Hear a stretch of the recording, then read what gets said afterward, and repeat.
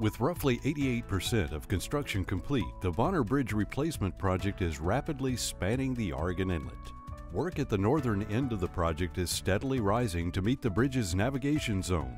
With the last footing poured, and having set the girders for the bridge's northern approach, crews are now working to install the columns, caps, and girders that will support the bridge's northern incline. In the navigation zone, all segments of the 7 navigation spans have been installed, with crews expecting to pour the remaining closures that will connect the spans together and tie the northern and southern halves of the span together. At the southern end of the project, with all of the girders set, crews are making their way up the southern incline, installing rebar and pouring concrete for the decking that will connect to the bridge's navigation span.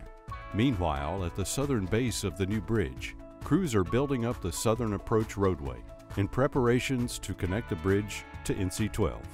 Those traveling the Bonner Bridge should expect daytime lane closures of NC-12 Monday through Thursday and nighttime lane closures Sunday through Thursday.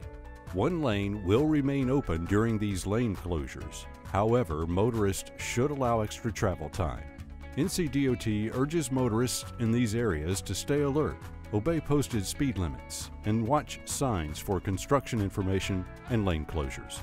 Mariners in the area of Oregon Inlet should also maintain caution and keep clear of buoys, anchor lines, and barges working on the water. Updates and notifications of any maritime delays can be found via the U.S. Coast Guard's Local Notice to Mariners, Broadcast Notice to Mariners, and Marine Safety Information Bulletins. Visit ncdot.gov/NC12 for more information regarding the Bonner Bridge replacement project, as well as updates on the area's traffic and travel information.